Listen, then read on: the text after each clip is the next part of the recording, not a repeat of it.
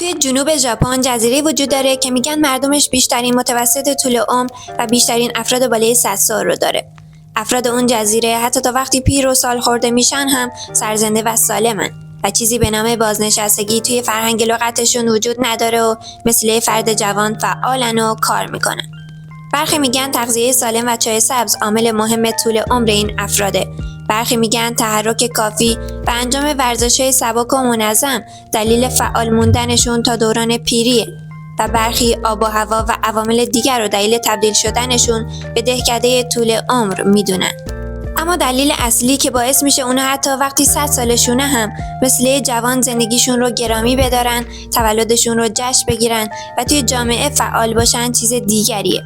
درسته که همه دلایل قبلی به نوبه خودشون تاثیر زیادی توی نرخ بالای امید به زندگی اونا داره، اما دلیل اصلی این وضعیت یه مفهوم ژاپنیه، مفهومی که باعث میشه ژاپنی‌ها تا زمان پیری هم هدفمند باشن و با علاقه و اشتیاق کار کنن و دست از تلاش بر ندارن. مفهومی که هر کس توی زندگیش اونو پیدا کنه زندگی شادتری خواهد داشت و کاری که انجام میده تا آخر عمر براش لذت بخش خواهد بود. مفهوم ایکیگای. ایکیگای توی لغت به معنی ارزش و معنی یا هدف زندگی و در حالت کلی به معنی دلیلی برای بودنه. ژاپنی‌ها معتقدن هر کس توی زندگیش یک ایکیگای مخصوص به خودش رو داره و همه مردم اون رو درون خودشون حمل میکنن، ولی بعضی از اونها هنوز اونو کشف نکردن و کشف کردنش نیاز به جستجوی مداوم و صبر زیادی داره. و کسی که میخواد ایکیگای خودش رو پیدا کنه باید در ابتدا به 4 اصل توجه کنه. 4 اصلی که پایه‌های اصلی ایکیگای هستن و ایکیگای بدون هر کدوم از اونا یک خواسته و هدف ناقصه. اولین اصل ایکیگای: چیزی رو انجام بدیم که درش خوب هستیم.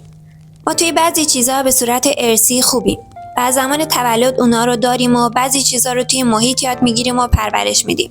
مثلا از بچگی توی بعضی چیزا توانایی و مهارت داریم و وقتی بزرگ میشیم هم استعداد انجام دادنش رو پیدا میکنیم و تجربیات کودکی خیلی توی پیدایش این مهارت‌ها تأثیر دارن. اصل دوم: چیزی که دوست داریم رو انجام بدیم. استعداد و مهارت به تنهایی کافی نیست و ما باید به اون کار علاقه هم داشته باشیم. و چیزی که اینجا وجود داره اینه که نیازی نیست ما کلیه فعالیت رو دوست داشته باشیم و توی هر فعالیت ممکنه قسمتی باشه که دوستش نداریم، ولی باید کاری کنیم که اون قسمت هم برامون جذاب بشه. مثلا کسی که دوست داره یوتیوبر بشه و ادیت و ویدیو گذاشتن رو دوست داره اما فیلمبرداری رو دوست نداره، باید مثلا لوکیشن فیلمبرداری رو هر دفعه تغییر بده یا با یه نفر دیگه همکاری کنه که عاشق فیلمبرداریه یا چیزای دیگه. اینجا طرز فکر خیلی مهمه. ما با تغییر طرز فکرمون گاهی میتونیم کارهای مهمی که ضروریه ولی دوستشون نداریم رو انجام بدیم. ولی وقتی حتی با تغییر چندین چیز و حتی سعی در تغییر طرز فکر هنوزم نمیتونیم یک کاری رو به یه فعالیت لذت بخش تبدیل کنیم و دوستش داشته باشیم، بهتره که به فکر یک کار دیگه برای انجام دادن باشیم، چون احتمالاً اون کار با ایکیگای ما هماهنگ نیست. اصل سوم: چیزی رو انجام بده که جهان نیاز داره. درسته که پیدا کردن چیزی که دوست داریم و همچنین درش مهارت و استعداد داریم و خوب هستیم یه چیز عالیه، اما ما هنوزم نمیتونیم بگیم که ایکیگایمون رو پیدا کردیم، چون فعالیت ما باید به یه طریقی به صورت مستقیم یا غیر مستقیم به دنیای نفعی برسونه و برای جامعه انسانی مفید باشه. اگه نباشه اون فقط یه اشتیاق و علاقه است و خوشبختانه توی بیشتر شغل‌ها حداقل یه منفعت برای جامعه وجود داره.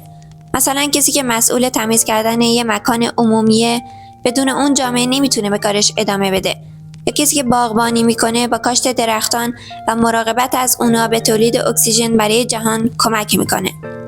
برای اینکه بدونیم جامعه به چه چیزهایی نیاز داره میتونیم تحقیق کنیم و همچنین میتونیم دنیا رو از یه دید عمیق‌تر نگاه کنیم تا بفهمیم که ما با مهارتامون و چیزی که دوست داریم انجام بدیم چطور میتونیم دنیا رو به یه جای بهتر تبدیل کنیم. و اصل آخر: کاری رو انجام بدیم که باهاش پول در بیاریم. شاید برخی بگن پول به اندازه چیزای دیگه اهمیت نداره یا تأثیر زیادی نداره، اما وقتی به دنیای واقعی نگاه میکنیم میبینیم که پول داره دنیا رو میچرخونه و بدون پول ما نمیتونیم زندگی خوبی داشته باشیم. پس اگه هدفی که دنبال میکنیم نمیتونه برای یه زندگی معمولی پول کافی در بیاره، پس نمیتونیم بهش به چشم بیشتر از یه سرگرمی نگاه کنیم. درسته که انجام یه سرگرمی هیچ اشکالی نداره، اما ما همچنان به یه شغل واقعی احتیاج داریم. حالا بر اساس این 4 اصل، 4 حالت در کاری که انجام میدیم میتونه به وجود بیاد. حالت اول، وقتی کاری که دوست داریم و توش خوب هستیم رو انجام میدیم. به این حالت میگیم حالت علاقه و اشتیاق. علاقه و اشتیاق به تنهایی نمیتونه ایکیگای ما باشه، چون ممکنه برای جامعه مفید نباشه و حتی براش مضر هم باشه. تازه نمیتونیم باهاش پول در بیاریم، شاید حتی کل پولمون هم بخوایم به خاطرش خرج کنیم. مثل کسی که توی خونه موسیقی مینوازه ولی از طریقش درآمدی کسب نمیکنه و هیچ کس هم از هنرش بهره مند نمیشه، چون آثارش رو جایی منتشر نمیکنه. حالت دوم، وقتی کاری رو انجام میدیم که دوست داریم و جامعه هم بهش نیاز داره. به این حالت میگیم مأموریت. مثلا کاشت درخت، ما بهش علاقه داریم، جهان هم به کار ما احتیاج داره، ولی مأموریت به تنهایی نمیتونه ایکیگای ما باشه، چون ممکنه توش خوب نباشیم و توانایی کافی برای انجامش نداشته باشیم و پولی هم با انجامش به دست نیاریم. حالت سوم، وقتی کاری رو پیدا میکنیم که به خاطرش پول به دست میاریم و برای جامعه هم مفیده. به این میگیم حرفه. ما یه حرفه پیدا کردیم.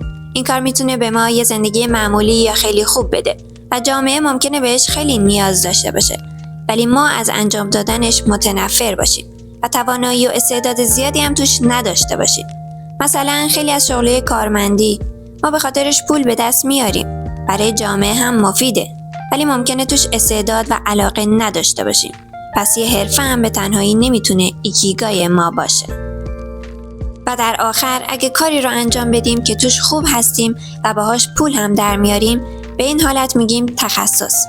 اما بعضی از مردم هستن که از تخصصشون بدشون میاد و بعضی از این کارها هم برای دنیا خیلی مخربه. پس یه تخصص هم به تنهایی نمیتونه ایکیگای ما باشه. مثلا کسی که داره اسلحه‌های مخرب یا انواع بمب و موشک تولید میکنه، شاید توی اون کار مهارت زیادی داشته باشه و شاید پول زیادی هم به دست بیاره، اما شاید به کارش علاقه چندانی نداشته باشه و این کار برای جهان هم خیلی مخرب و مضره. پس ایکیگای به معنی دلیلی برای بودنه که شامل یک اشتیاق، یک مأموریت، یک حرفه و یک تخصص میشه و اینا همه اجزایی هستن که به ما برای پیدا کردن یک هدف ارزشمند کمک میکنن و وقتی که ما چیزی رو انجام بدیم که هر 4 تای اینا رو داشته باشه، برامون راحت تره که توش ثابت قدم بمونیم. و در آخر باید بدونیم که ایکیگای هر کس روی یه سنگ حک نشده و یک چیز ایستا نیست و با جریان زمان تغییر میکنه. ایکیگای از همون اول مشخص نیست، بلکه این خود انسانه که باید به سمتش حرکت کنه و پیداش کنه و ما باید برای پیدا کردن ایکیگایمون شروع به حرکت کنیم، چون با نشستن هیچ چیز درست نمیشه. ما باید چیزای مختلف رو امتحان کنیم تا ببینیم به چه چیزی علاقه داریم و میتونیم توی اون به مهارت و درآمد برسیم و به بشریت و جهان هم خدمت کنیم. و برای کشف ایکیگای ما باید از نقطه امنمون خارج بشیم و ریسک کنیم و نذاریم توهم امنیت و آرامش ما را از رشد و حرکت و پیشرفت دور کنه. و همیشه در کشف ایکیگای خودمون خدمت به بشریت رو یکی از ملاک‌های مهم کار در نظر بگیریم، چون اگه برای جامعه و جهان مفید و سازنده باشیم، قطعاً حس خیلی خوبی نسبت به کاری که انجام میدیم خواهیم داشت و این حس رو به دیگران هم منتقل میکنیم و یه روزی به خودمون هم برخواهد گشت.